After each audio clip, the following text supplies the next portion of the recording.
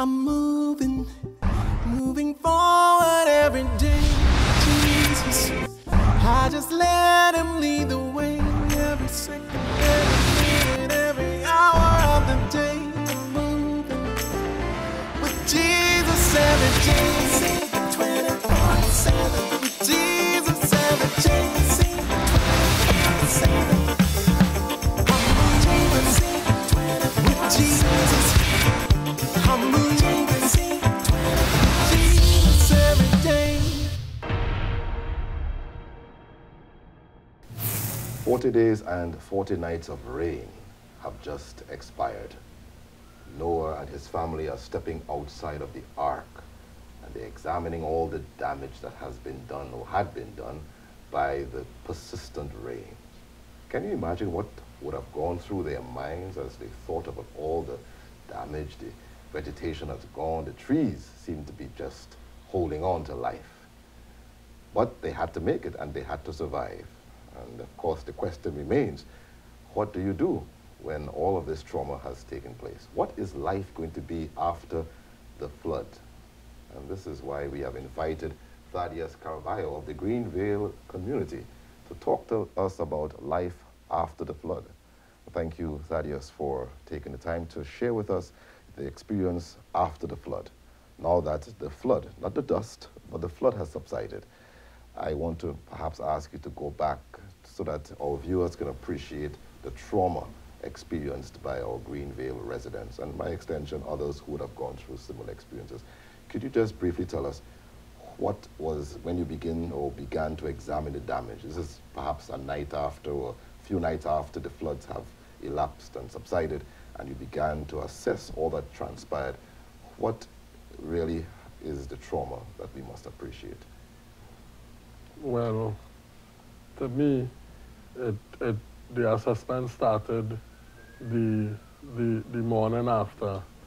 The morning after. Very morning after. Yeah, the very morning after, when I woke up. Right. Well, I was the only person who would have stayed back in Greenvale, having assisted all others. Wow. I made the vow to stay back in the community. And you did that because of what?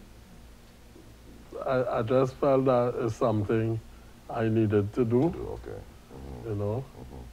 And from that morning, I felt like waking up from the apocalypse. Because there wasn't even birds chirping as you would normally hear in Greenvale.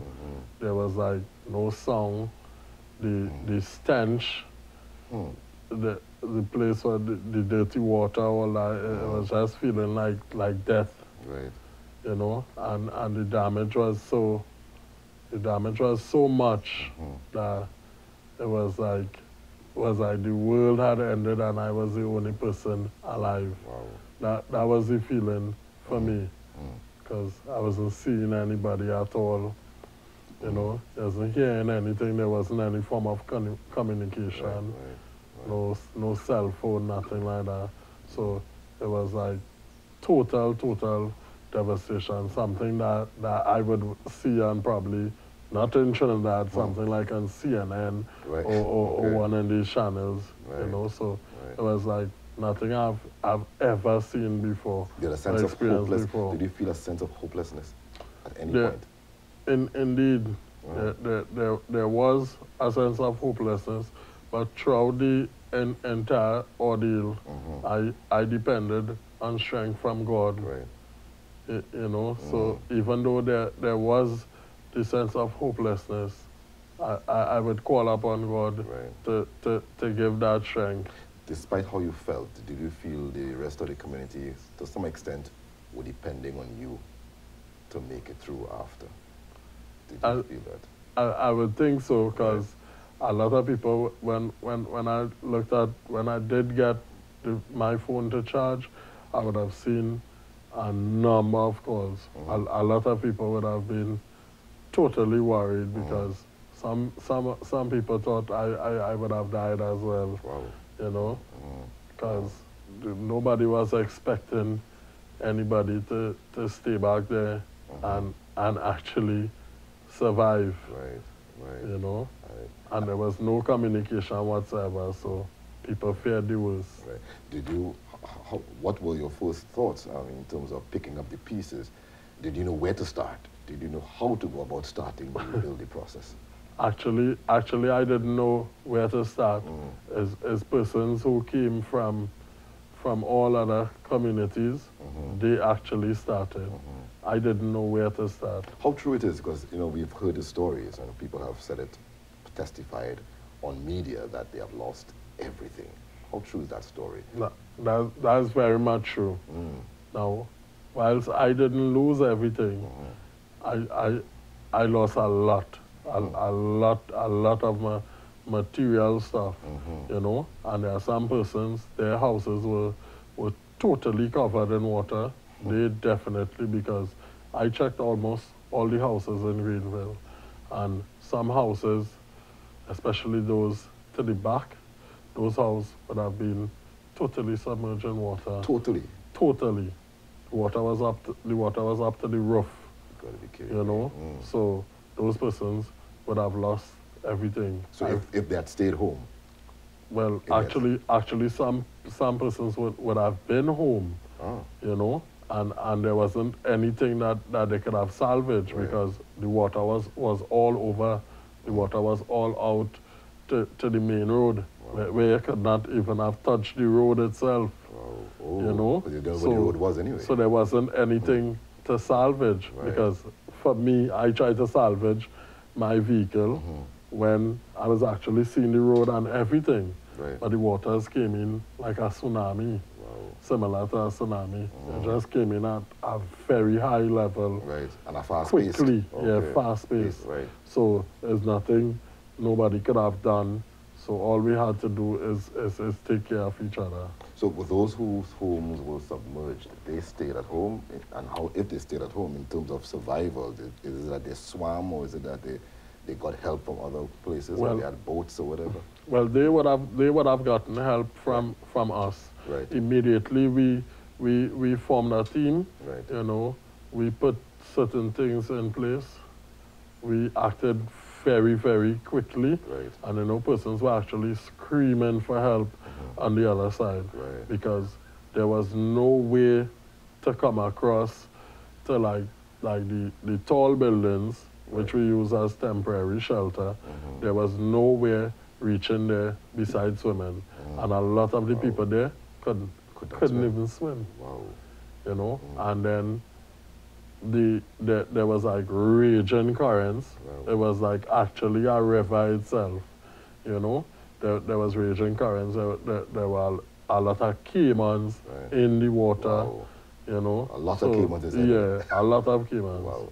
Thaddeus, from your knowledge, nobody has lost their lives. No, nobody. The community of Greenvale is about, what, 1,700 persons from average, Isn't it amazing that nobody lost their life based on what you just described? To me, very much amazing. Because even during the ordeal, there were a lot of reports of persons who lost their life. They said that persons would have been electrocuted, persons would have drowned, and it was very believable for me because I was actually in there, and a lot of persons didn't have the sense to turn off their breakers, and where the sockets were positioned, it was very low, you know. So the water would have risen. So the water would have risen quickly and would have risen above that. So persons who were trying to salvage stuff within the water and electricity, 220 volts, odd volts, you know, could have been electrocuted. So it was actually believable. You know? That people have lost their lives through execution. About 1,000 meters from where we were to, there was this person banging his roof.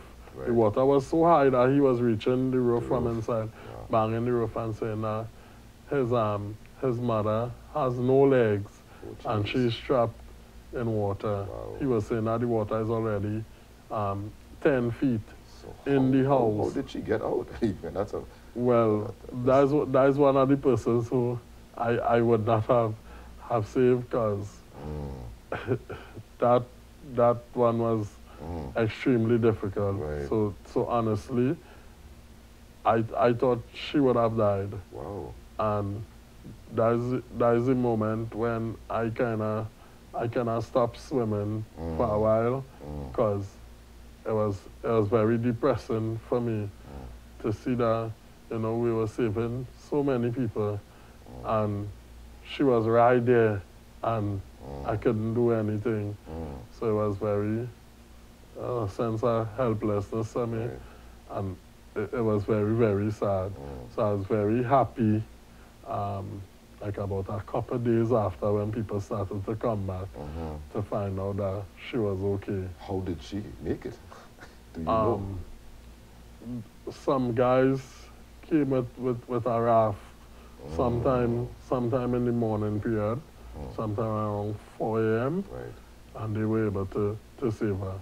Wow. Because even though we could have reached across to her, there was no way we could have swum with her without legs. Okay. How old was she? Is she? Have an idea? I can't say, but it's somebody above pension age for sure. Have mercy. Have mercy. But Thaddeus, we take a break here. We want to continue our story, because I'm sure that there's much more that we can share as we talk about life after the flood, coping with loss. Some of you may be able to identify with Thaddeus, and as well, some of you may know others who identify with him. Come back, and as we continue our thrilling story, we will show you how out of evil cometh good.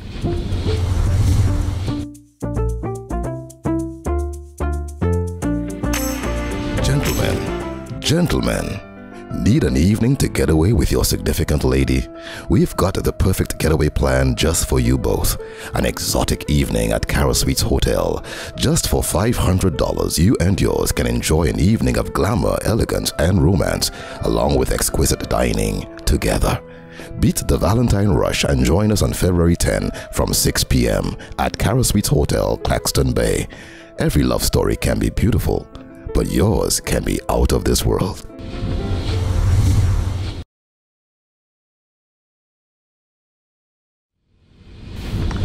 I'm here with Thaddeus Caraballo, perhaps one of the unsung heroes of the Greenvale community. And indeed, they have become a community. And he was and has been responsible for rescuing several lives that were trapped in the floods of October 2018. Thaddeus, October 2018 is just about 2 months shy of the Christmas season. And I'm sure one of the things that many of the residents were thinking about, or perhaps stopped thinking about, was the whole Christmas celebration. How was that first Christmas celebration since the flood? How was it for the members of the community? Well, Christmas was different. It was different. I imagine it would be, yes. It was very much different. However, it was one of the best Christmas that we would have spent. Wow. The best you say, you know. Yes. One of the best. Well, of course, you have to explain to the audience and to me why it would be considered one of the best celebrations. I mean, you're talking about having gone through such a traumatic experience 2 months before the season, and to say that it's the best is kind of unbelievable. Now, there were a lot of works taking place within Greenvale. So the entire streets, there was like piles of like debris and tiles and what have you. Right. You know, so it wasn't like a comfortable Christmas. Right. But in my view, it was the best for me, in the sense that the whole essence of Christmas was in Greenvale, right? Even before Christmas itself, right?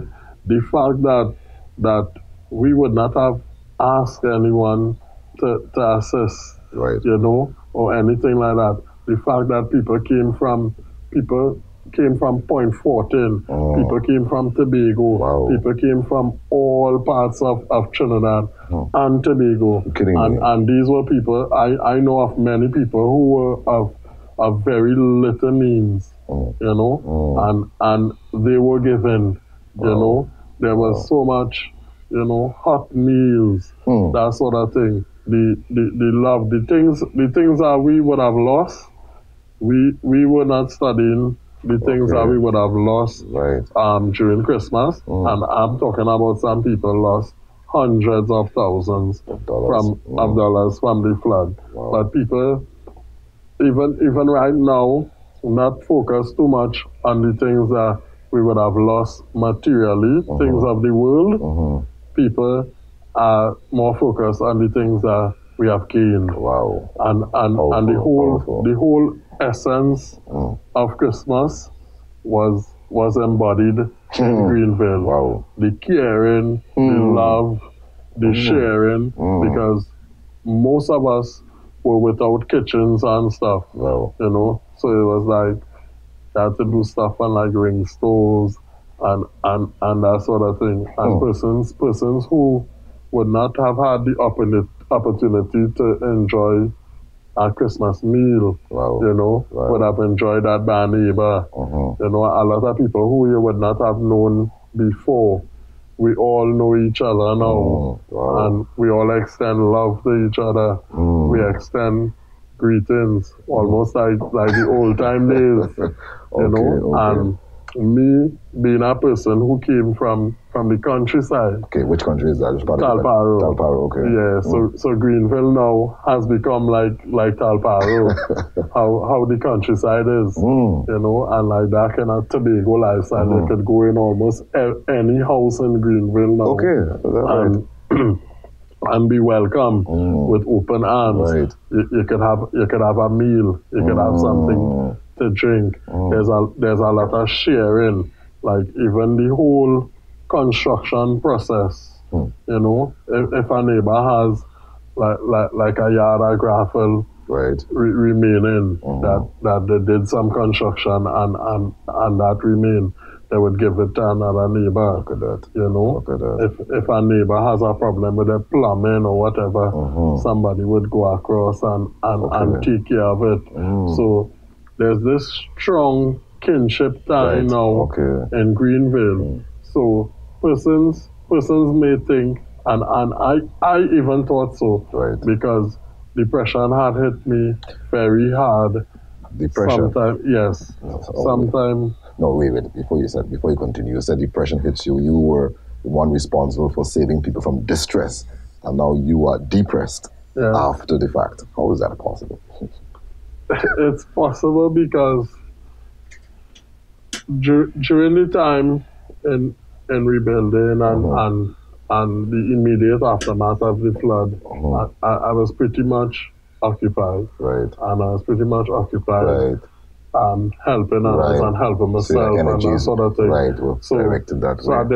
I didn't have any time to rest at all and reflect. Because we were working tirelessly night and day. Getting very little sleep.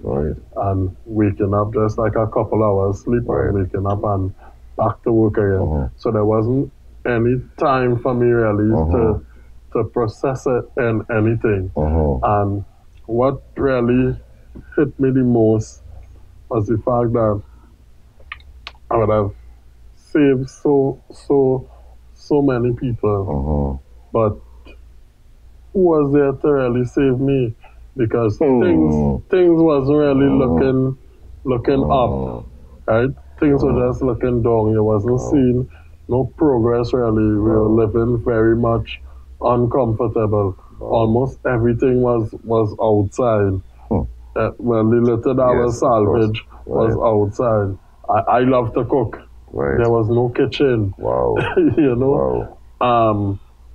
And when I got the time, it was so depressing for me. But one thing I could say, I always live my life by the scripture, 2 Corinthians 5:7. For we walk by faith, not by sight. So I always held the faith that things will get better.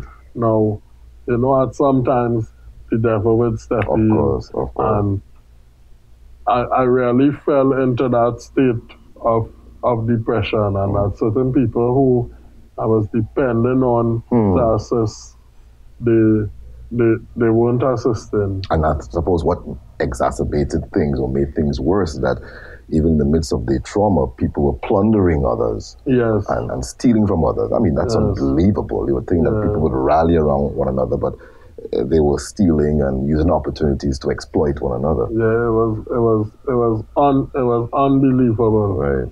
But at every moment, right, I got strength from God. Oh. Even when I myself was drowning, trying to save two drowning men, and they were drowning me. Look at that. I was like, God, this is not how it's supposed to go.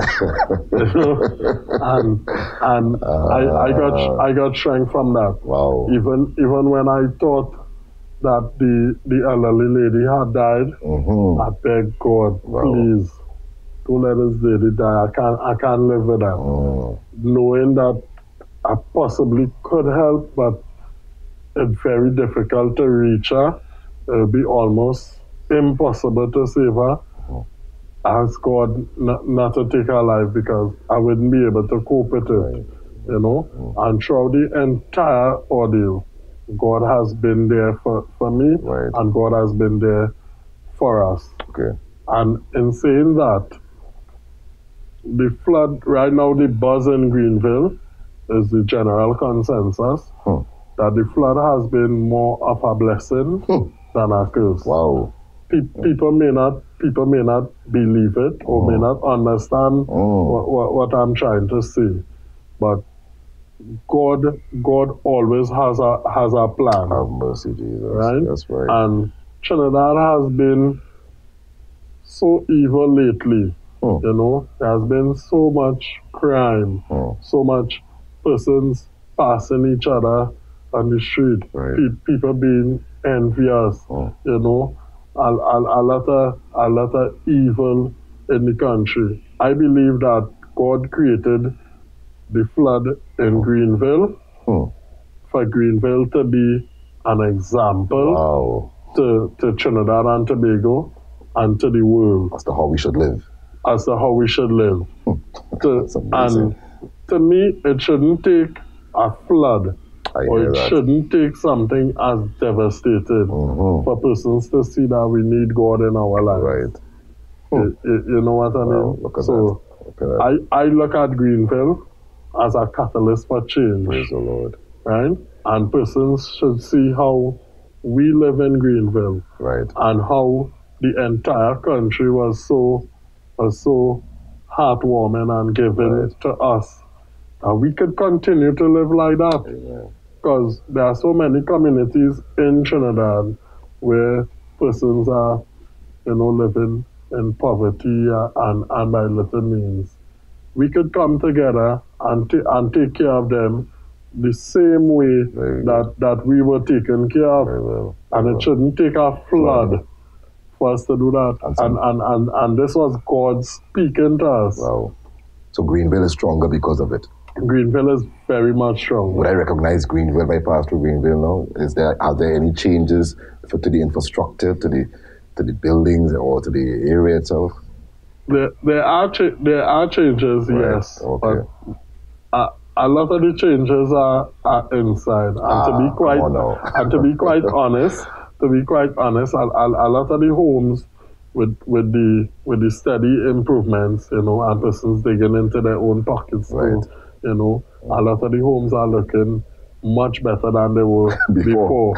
So ever so often, my mom does be like, boy, you know, this flood have the place looking much better. Look how nice the house looking now. It washed away some of the filth and some of the dirt.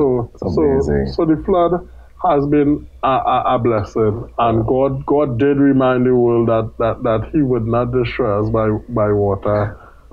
Let me ask you this, Thaddeus, because you're almost about to wind up. Yeah. I mean, it's perhaps an obvious question, but could you have made it without God? Could you personally have been able to deal with your depression and be able to save others and be able to be as strong as you sound without God? And would you recommend that it's all right for people to live without God? Would you recommend that? I most definitely will. Will not recommend it? No, I most definitely will recommend it. That you live with God? That we live with God, okay, I hear right? that. And as I stated earlier, and probably throughout the entire time that Yes. I had this honor Yeah. speaking with you, I was saying that all my strength, not some, all my strength came from God. Everything that I did, the mere fact that I left my entire family, 3-day-old baby, niece, mother, who is not well, 9-year-old son, wife, everybody, Right. and went to others. That was an intervention from God, right? That was God's will, you know. Right. So people have to be crazy to live without God. Exactly. Something just came to my mind and say, you have to go and see Save. about others. Right. I will take care of these homies. Right. Wow. You know? So we cannot live without God. Right. And God is very much real. And Greenvale is stronger because of God. Greenvale is stronger, You are because of God. I am stronger before. And anybody going through anything like that will become stronger because of God. You agree? Exactly. Whether it's a flood, whether it's problems in a marriage, Right. whether whatever difficulties in life, just turn to God and get strength from God. Okay. Don't. Sometimes, of course, we would turn to man, Right. you know, for strength and support, whatever. But all the strength and support that we could get in this world comes from God. Beautiful. Thaddeus, thank you for sharing that with us. I think it's a positive message on which we can end this program today. So many lessons could be learned. Here's a gentleman who went about trying to save others, but he himself needed to be saved. There's a lesson in that for us, to know that despite all that we do to help others, we ourselves need help. And guess what? Our help comes from the Lord 24/7. He makes himself available, and he can make himself available to you. Despite what evil you are going through, out of your evil could come good. So perhaps it's a good thing it was bad, because out of the bad came something good. Trust him 24/7, and you will see the good in all that you experience. See you next time on JC 24/7. Elder Caraballo, we just want to thank you as we recognize your courage during the flood in Greenvale, for the wonderful bravery. And so just to show appreciation from the South Caribbean Conference and the Community Services Department for what you have done for the people of Greenvale. God bless you. And also you. And I'd also like to thank the Seventh-day Adventists on behalf of the Greenvale community, who provided hot meals for us every single day. We really, really appreciate that. Praise the Lord. Thank you again, Elder.